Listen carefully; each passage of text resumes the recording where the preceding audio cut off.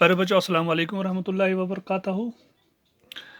आ, उम्मीद करते हैं कि आप सब खैरियत से होंगे। चलिए आज फिर हम अपना क्लास स्टार्ट करते हैं।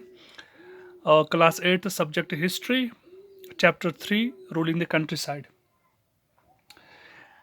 ये जो चैप्टर है जिसके अंदर हम देख रहे हैं कि किस तरह से ब्रिटिश इंडिया कंपनी या अंग्रेज़ या यूँ कहिए बरतानिया ने किस तरह से धीरे धीरे हिंदुस्तान के ऊपर अपना कब्जा जमा लिया। उसके बाद कब्जा जमाने के बाद उन्हें किस तरह से यहाँ की जो रेवेन्यू पॉलिसीज़ है बार बार उनको तब्दील करते रहे, स्पेशली जो एग्रीकल्चरल पॉलिसीज़ थी। आज तक हमने बहुत सारी पॉलिसीज़ पढ़ी। इस तरह से हमने ये देखा कि एक डायनेमिक शिफ्ट, एक मेजर शिफ्ट आया था 18वीं सदी में, जब वहाँ पे इंडस्ट्रियल रिवॉल्यूशन आया था यूरोप के अंदर, स्पेशली इन ब्रिटेन।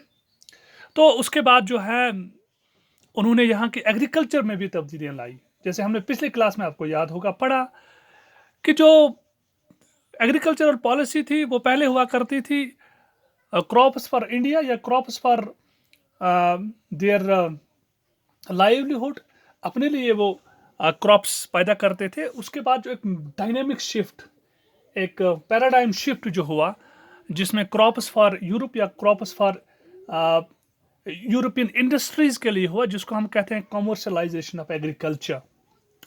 यानी अब यहाँ के ज़मींदारों को, कल्टिवेटर्स को कहा गया कि आप वही फसलें उगाएंगे ज़मीन अपने खेतों में जिनकी ज़्यादा से ज़्यादा डिमांड थी यूरोपियन इंडस्ट्रीज़ में। क्योंकि वहाँ पे आपको मालूम है, आपने पढ़ा भी है कि वहाँ पे इंडस्ट्रियल रिवॉल्यूशन आया था।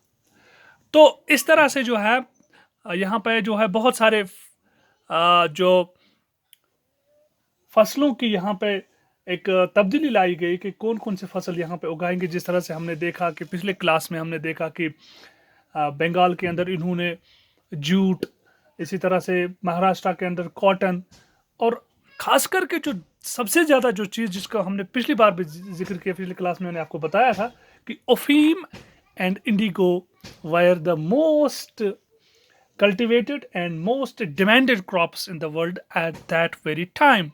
तो उस टाइम सबसे ज़्यादा जो डिमांड थी दुनिया में वो इंडिगो की थी, और Indian indigo was much demand. उसकी वजह क्या थी? वो ज़्यादा डिमांड थी पूरी वर्ल्ड में। उसकी क्या वजह थी?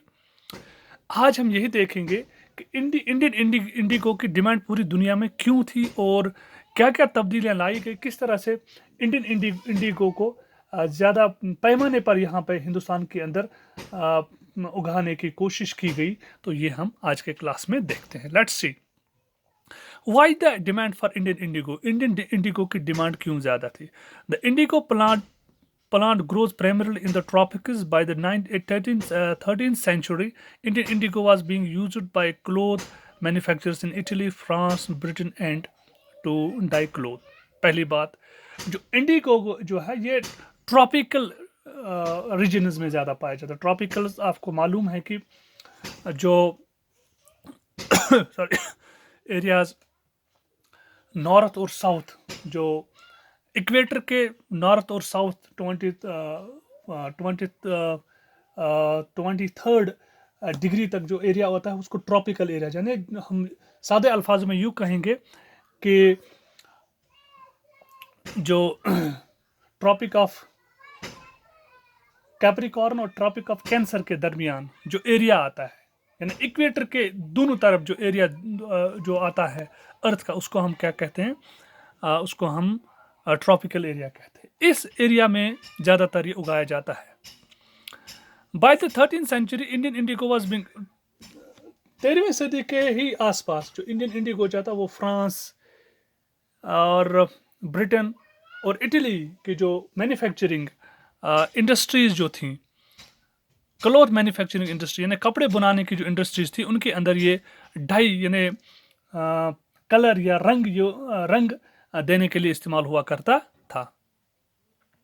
However, only small amounts of Indian indigo reached the European market and its price was very high. European cloth manufacturers therefore had to had to depend on another plant called woad to make violet and blue dyes। तो इसकी हिंदुस्तान की जो Indigo है वो बहुत कम तादाद में वहाँ उन यूरोपियन मार्केट्स में पहुँच जाती थी। उसकी वजह ये थी कि इसकी जो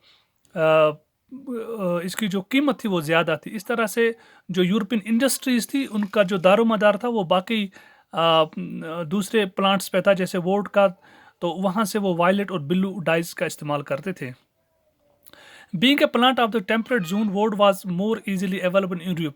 तो ये टेम्परेट जोन में होता था। टेम्परेट जोन आपको मालूम है कि जो ना ज़्यादा गर्म हो ना ज़्यादा सर्द हो। तो जो टॉरिड जोन के बाद जो आता है, ये सॉरी ट्रॉपिकल जोन्स के बाद जो आता है अर्थ पे, आपको जियोग्राफी पे आप जाइए, वहाँ पे आप अच्छे तरीके से अंडरस्टैंड कर सकते हो। तो ये जो टेम्परेट जोन्स में पाया जाता था वोड, southern France and in parts of Germany and Britain, ये फ्रांस के साउथ में और पार्ट्स ऑफ जर्मनी और ब्रिटेन में पाया जाता था। अच्छा, worried by the competition from indigo, wood producers in Europe pressurized their governments to ban the import of indigo। जो वोड की जो कंपनीज थी, जो वो सप्लाई करती थी यूरोपियन मार्केट को, उनको अब खतरा लाक हुआ, क्योंकि इंडिगो की जो डिमांड है वो ज़्यादा से ज़्यादा बढ़ने लगी।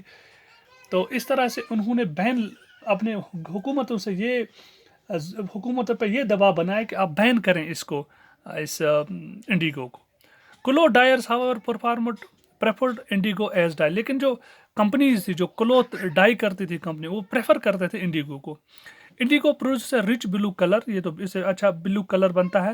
Where is the dye from the wood was pale and dull, तो जो वुड था उससे कोई अच्छे कलर नहीं निकलते थे। By the 7th century, European cloth producers persuaded their government to relax the ban on indigo import। तो यूरोपियन जो क्लोथ प्रोड्यूसर्स जो कंपनी थे, उन्होंने धीरे धीरे अपने कंपनियों को फिर ये मनाने की कोशिश की, आप इसके इम्पोर्ट के बैन को ख़त्म करें। The French began cultivating indigo in San Domingo in Caribbean islands in Portuguese Brazil. इस तरह से यूरोपियन के बहुत सारे ममालिक ने धीरे धीरे फिर वहाँ पर भी जो उनकी जो कॉलोनीज़, एक तो अपने मुल्कों में, उसके अलावा जो कंपनीज, ये जो कॉलोनीज़ उनकी थी, वहाँ पर भी इन्होंने वहाँ पर इंडिगो की जो है प्लांटेशन करवानी शुरू कर दी। Indigo plantation also came up in in parts of North America. By the end of 18th century the demand for Indian indigo grew further, और 18वीं सदी में दोबारा इंडिगो की डिमांड बड़े ज़बरदस्त तरीके से बढ़ गई। तो Britain began to industrialise and its cotton production expanded dramatically. ये तो आपको मालूम है, ब्रिटानिया में वहाँ पर इंडस्ट्रियलाइजेशन हो गई थी, और कापर एंड जो कॉटन प्रोडक्शन एक्सपेंडेड ड्रामेटिकली, और कॉटन की वहाँ पे बहुत प्रोडक्शन बहुत ज़्यादा बढ़ गई, creating an enormous new demand for cloth dyes. उस तरह से क्लोथ, सीधी सी बात है, जब कॉटन की इंडस्ट्री ज़्यादा बढ़ गई, कॉटन की डिमांड बढ़ गई, कॉटन की, इस तरह से डाइज यानी कलर कपड़ों पे चढ़ाने की जो डिमांड है वो भी ज़्यादा बढ़ गई। Supplies from the West Indies and America collapsed for a variety of reasons. उस वक्त आपको मालूम ये होना चाहिए, वेस्ट इंडीज़ और अमेरिका से भी इंडिगो की सप्लाई होती थी यूरोपियन मार्केट्स में, लेकिन कुछ नामसाइद हालात की वजह से वहाँ पर ये कोलैप्स हो गई, ये ख़त्म हो गई ये सप्लाई वहाँ से। Between 1783 and 1789 the production of Indigo in the world fail by half. तो 1783 से लेकर 1799 के दरमियान पूरी दुनिया में इंडिगो की जो सप्लाई थी वो निस्फ हो गई, या प्रोडक्शन या उसकी पैदावार कम निस्फ हो गई। Cloth dyers in Britain now desperately looked for new source of indigo supply, where from this indigo be procured। तो इस तरह से जो वहाँ की जो इंडस्ट्रीज थी यूरोप की, स्पेशली जो ब्रिटिश की ये इंडस्ट्रीज थी, उनको अब बड़ी कमी हो गई इस चीज़ की, इस इंडिगो की कलर्स की। इस तरह से वो नए मार्केट्स को देखने लगे। इस तरह से उनकी जो डेस्परेशन थी वो इंडिया में आके ख़त्म हो गई, क्योंकि उन्होंने अब यहाँ पर इंडिगो पे ऊपर ज़्यादा जोर लगा, यहाँ उसकी प्रोडक्शन के लिए उसकी सप्लाई की।